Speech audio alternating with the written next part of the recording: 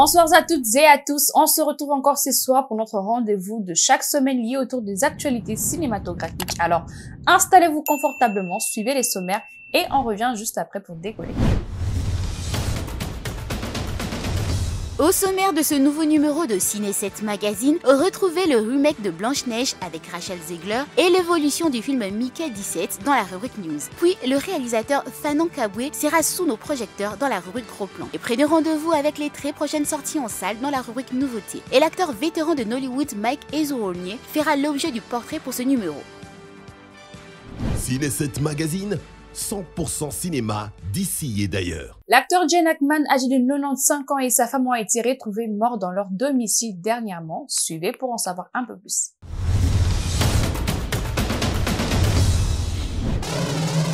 Unless we're parked in San Diego Bay, you're at war every time you step on this boat. You understand that? We pretend we're in the middle of a fight, but we're not fighting, we're watching.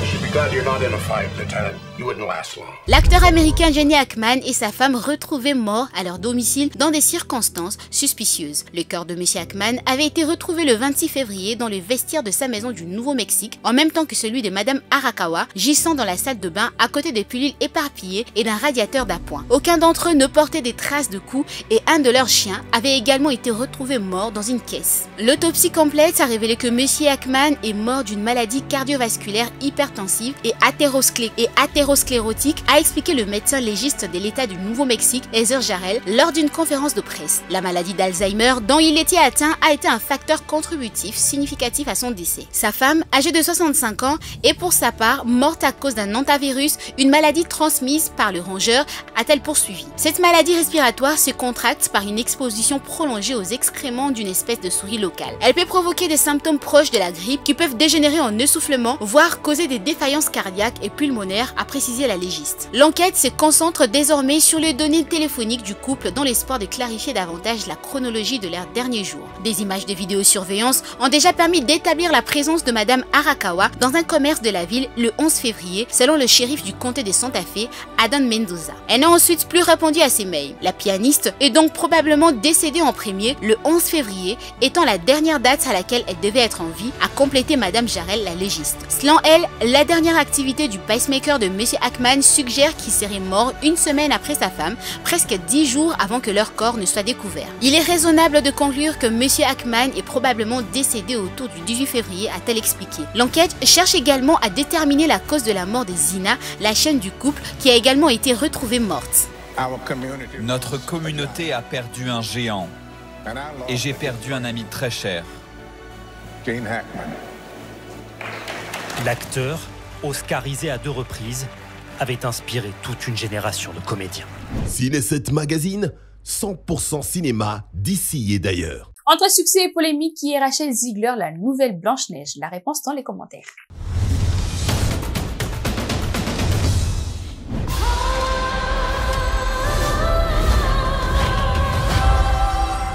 À l'instar de l'actrice Halle Berry dans le remake de La Petite Sirène en 2023, la couleur de peau de Rachel Zegler a été source de polémique à l'annonce de la sortie de Blanche-Neige, l'adaptation en prise de vue réelle du tout premier film Disney. Choisie pour interpréter la princesse, la jeune femme de 23 ans a subi beaucoup de critiques. Pourtant, du talent, Rachel Zegler n'en manque pas. Chanteuse, actrice et danseuse à seulement 23 ans, de noms comme Steven Spielberg, Francis Lawrence, David F. Sandberg ou encore Mark Webb figurent en grand sur son CV. En 2018, elle a fait son entrée dans le cinéma en étant choisie parmi 30 000 candidates pour incarner Maria dans l'adaptation de West Side Story de Steven Spielberg. Sa performance l'a poussée sur la scène du Beverly Hilton le 9 janvier 2022 lors de la 79e cérémonie de Golden Globes pour recevoir le prix de la meilleure actrice dans une comédie ou une comédie musicale. Rachel Zegler reste donc la figure choisie pour l'interprétation du film Blanche-Neige.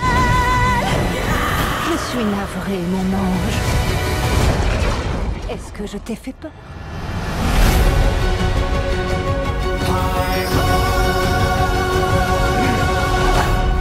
Ciné 7 Magazine, 100% cinéma d'ici et d'ailleurs. Toujours dans les news, nous survolons cette fois-ci vers l'Asie à la découverte du film Mickey 17 des Bong Joon-ho. Suivez.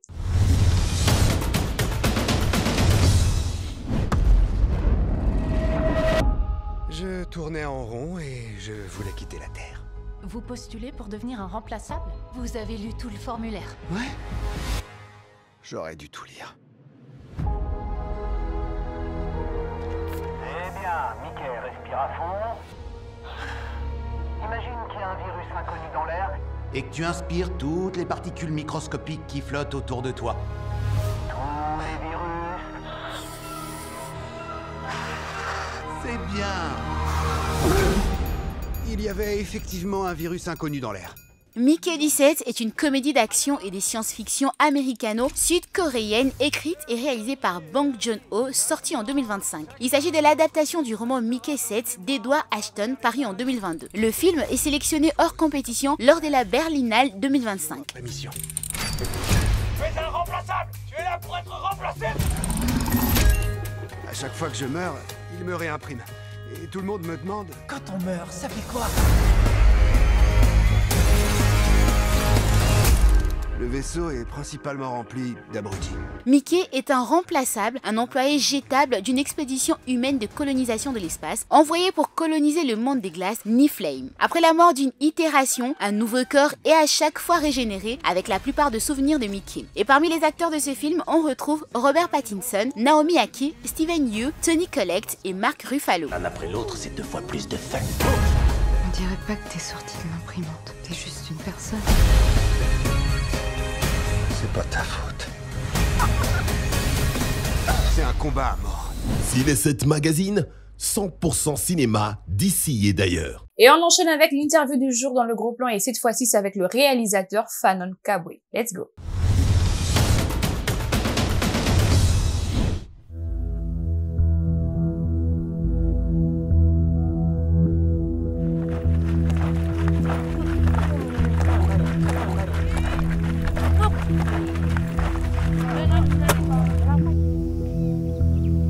Moi, namba non.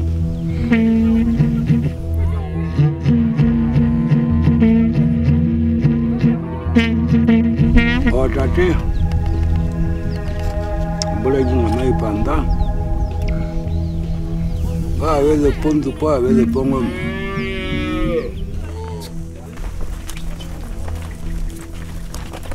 Ave pueon bola.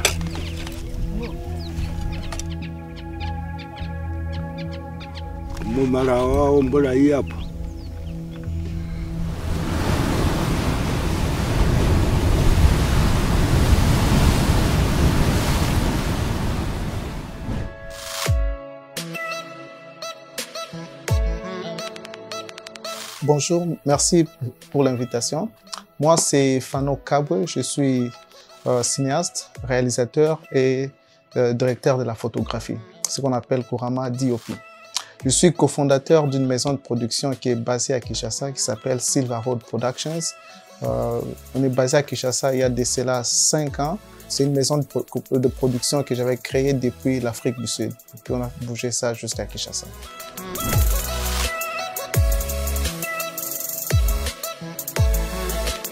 En fait, pour une petite histoire de mon parcours dans le cinéma, comment est-ce que j'ai intégré le cinéma, c'est depuis l'âge de 14 ans que je commençais à admirer le cinéma. Admirer le cinéma dans toutes ses formes, à partir de la photographie, et puis à partir de films, de clips vidéo et consorts. Et là, j'étais encore à Lubumbashi, là où j'ai étudié. Et j'ai commencé à développer ça, cette envie de faire le cinéma, mais à ce temps-là, j'étais encore ignorant. Je ne savais pas si dans le cinéma, il y avait beaucoup de départements.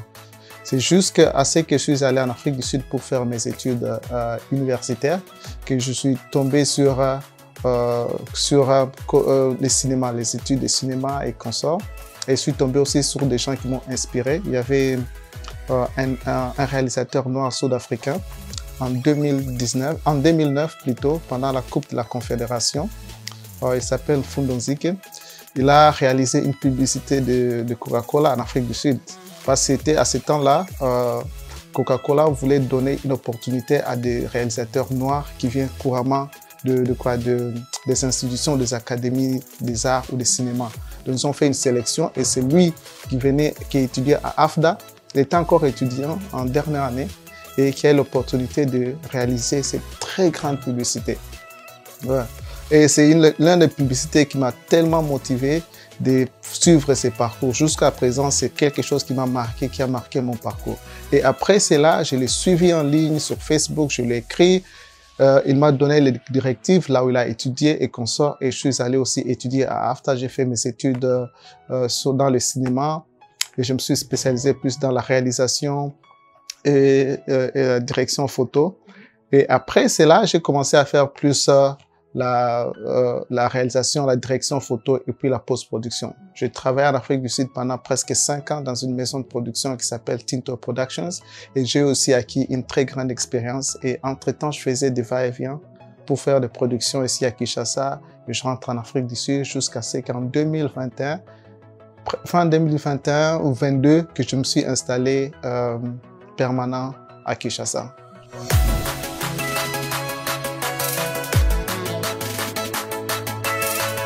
Le cinéma congolais, il y a des très très beaux films qui sont venus du Congo. Couramment à Viva Riva, il y a Augure, il y a aussi Ima, il y a La vie est belle, l'un des films iconiques du Congo. Nous avons un cinéma, nous avons beaucoup de talents, mais nous n'avons pas vraiment une industrie cinématographique qui existe, qui a des formes, qui a une réforme, qui a des principes, où les gens, ou les cinéastes qui sont à l'intérieur, qui peuvent suivre cela. Mais sur le plan des talents, nous avons beaucoup de talents et nous devons tous travailler peut-être ensemble pour que nous puissions faire établir cette industrie cinématographique qui manque. Parce que tout le monde travaille de son côté. Et il y a beaucoup de talents très très très bons, chacun dans son coin. Et ça ne fait pas avancer toute une structure, une industrie cinématographique. C'est ça qui manque.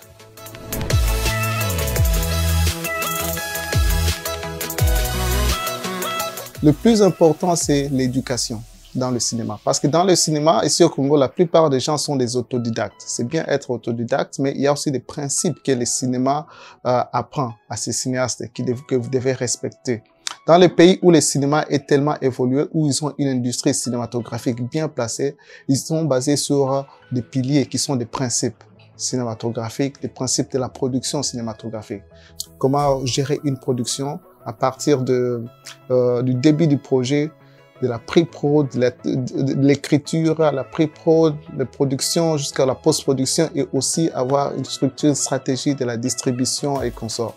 C'est avoir toute cette synergie ensemble qui va faire que notre cinéma puisse aller de l'avant. Et là, ça commence par avoir des structures éducatives.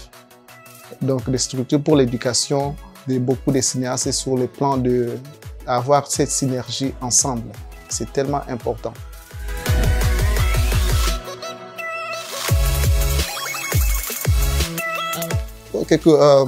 Dans mon parcours cinématographique, j'ai quand même touché à plusieurs domaines, notamment les documentaires. J'en ai fait quelques documentaires très bons. Et Red Okra, c'est l'un de mes premiers documentaires que j'ai réalisé et tourné avec mon ami Tim Draben. On a tourné ça en Angola. C'est là où j'ai compris comment le cinéma, c'est une passion. C'était un projet où, sans la passion, on ne pouvait jamais réaliser ça. On attendait à être financé et l'argent n'est jamais venu à temps.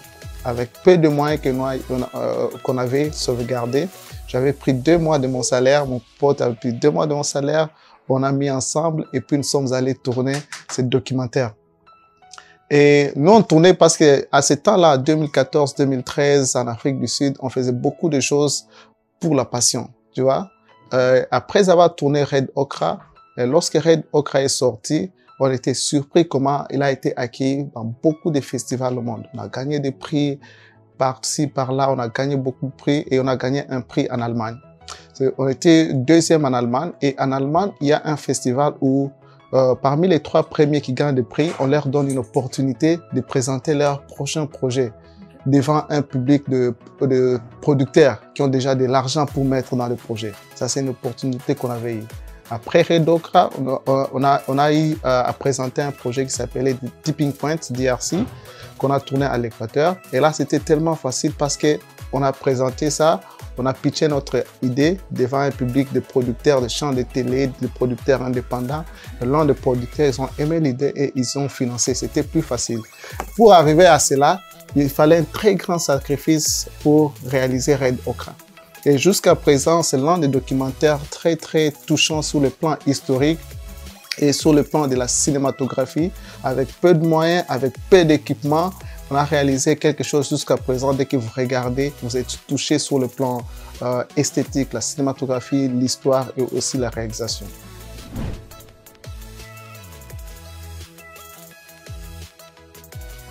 Red Okra, c'est un documentaire où l'idée initiale était, c'est là où j'ai appris aussi avec un peu plus de documentaire. Parce que dans les documentaires, il y a toujours un adage qui dit « Si ton histoire ne change pas, au moment que tu commences à tourner le documentaire, au moment que tu termines, s'il n'y a pas un changement, si tu tournes la même histoire, ça veut dire que tu ne fais pas un bon documentaire. » Ça fait que Red Okra, on a compris que, parce que l'idée initiale était de tourner juste un documentaire où on pouvait comparer les peuples nomades et un autre peuple nomade qui était moderne, qui faisait des navettes, hein, qui se déplaçait aussi partout par là, mais avec une cause pour récolter des fonds, pour aider des orphelinats et consorts. Maintenant, on voulait les comparer avec des vrais peuples nomades qui sont restés en Afrique, qui bougent de partout aussi. Maintenant, on voulait tourner au moins dans 10 pays. Alors, cette idée était grandiose et tout. On a cherché de l'argent par-ci, par-là. On a eu une productrice qui était de l'Australie, qui nous a promis d'avoir l'argent. Et au moment qu'on voulait tourner, l'argent n'est jamais venu.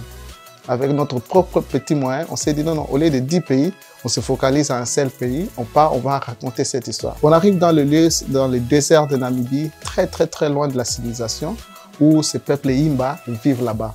Nous, on croyait que c'était une période où on avait très bien calculé qu'ils devaient commencer à se déplacer d'un endroit à un autre, comme des nomades, comme ils font, pour la recherche de la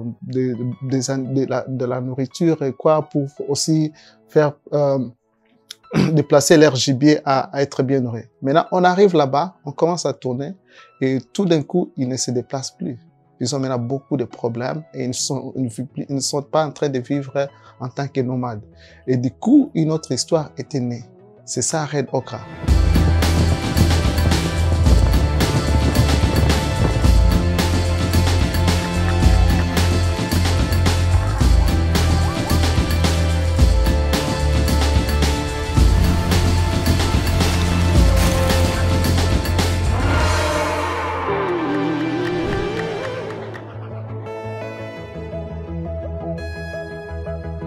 Ouais, ça fait, il y a beaucoup de cerfs qui sont en train qui vont sortir bientôt là. Il y a 3 grands projets qui sont déjà été tournés. Premièrement, il y a la série Milimo où j'ai fait la direction photo, la cinématographie. C'est quoi? Je crois que c'est une première série originale congolaise pour Canal+. Que j'ai tourné, j'ai fait la cinématographie avec les réalisateurs qui étaient Diedou Amadi. On a tourné pendant moins 4 mois. C'était un projet très costaud. Après ça, je viens de tourner aussi un film en Côte d'Ivoire avec le réalisateur Zeka. On a fait presque 2 mois de tournage là-bas. Donc la pré-production et les tournages en Côte d'Ivoire. Et ce projet aussi est programmé pour la sortie l'année prochaine. La série Milimo, je crois que c'est cette année que ça doit sortir. Et puis, il y a aussi un autre projet de long-métrage que j'ai tourné aussi avec Dido, avec ces 4 réalisateurs, qui doit sortir aussi cette année. À part les projets pub, documentaires et tout. Et à présent, je suis en train de... Ça fait 8 mois, 10 mois qu'on tourne un documentaire avec une maison de production de l'Angleterre, Grain Media. Ça fait 10 mois qu'on tourne un documentaire sur le bonobo. C'est un très beau documentaire et j'ai hâte que ça sorte d'ici quelques années. C'est ma première fois de travailler avec une maison de production d'Angleterre. Une maison de production avec un réalisateur qui est primé 2 fois aux Oscars. Avec eux, ça veut dire l'impact de ces documentaires pour sauvegarder les bonobos et l'histoire que nous sommes en train de raconter, que je ne peux pas vraiment révéler à ce moment. C'est vraiment grandiose. J'attends que ça puisse sortir bientôt.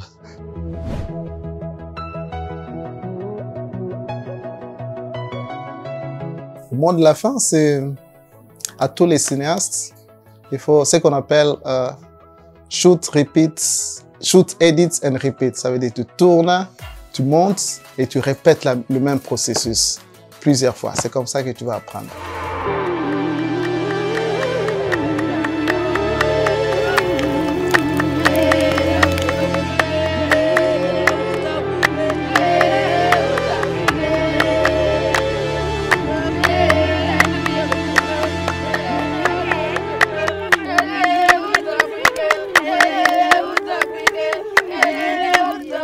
Ciné7 Magazine, 100% cinéma d'ici et d'ailleurs. Et pour les nouveautés de cette semaine, c'est parti pour une sélection de 3 prochaines bandes annonces sorties en salle de cinéma. C'est parti.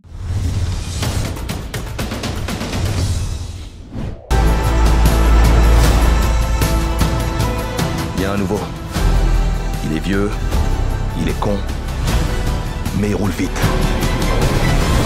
Si vous deviez avoir une critique constructive l'un pour l'autre... T'es vraiment un abruti. C'est constructif. Wow. Ce que moi je... Nous avons appréhendé un dangereux spécimen. Où est-il? Il s'est évadé. Il se dirige vers les vaisseaux de patrouille. Il a pris le rouge. Quelle affreuse planète as-tu dans le collimateur? Une étoile filante.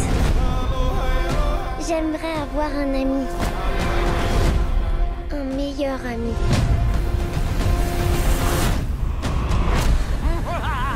C'est quoi ça?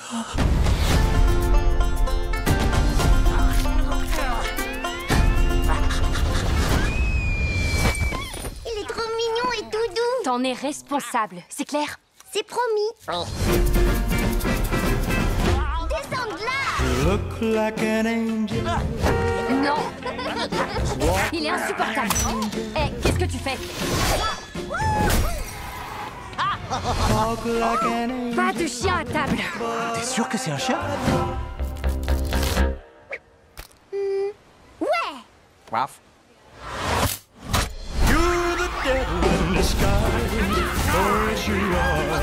Il n'est pas question de garder cette chose. Ohana signifie famille. Famille signifie que personne ne doit être abandonné. Abandonné ni oublié. Stitch méchant. Les familles ne sont pas toujours parfaites. Ça veut pas dire qu'elles sont pas gentilles. Famille. Oui, pas mal. Je pense que c'est pas une bonne idée de boire ça.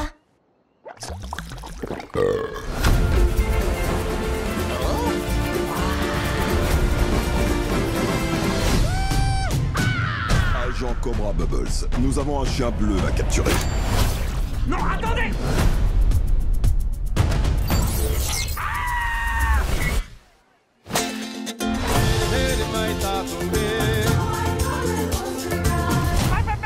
Non!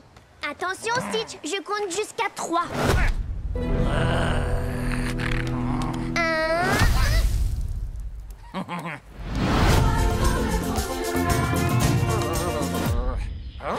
Ciné7 Magazine, 100% cinéma d'ici et d'ailleurs. Et pour finir en beauté avec le portrait du Nigérien Mike Ezoronye, un acteur plutôt talentueux. Suivez.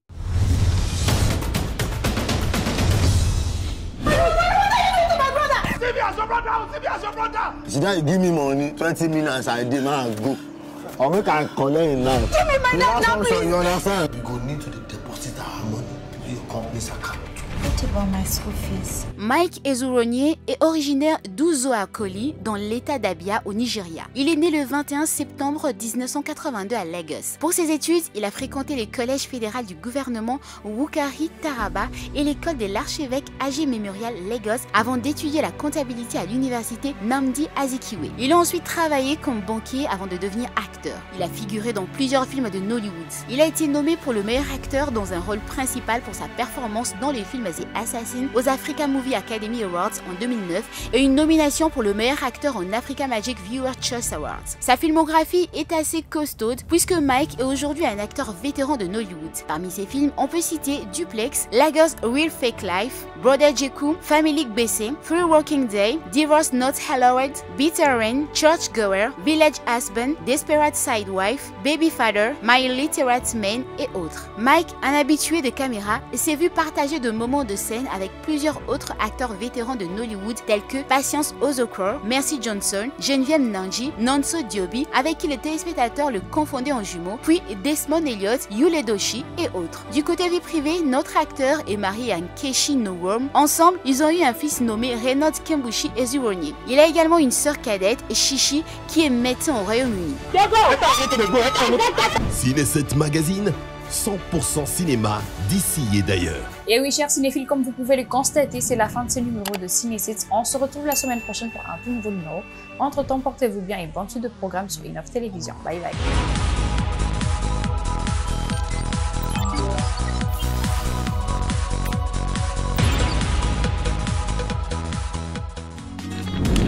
Innov TV, vivez la télé dans sa dimension créative.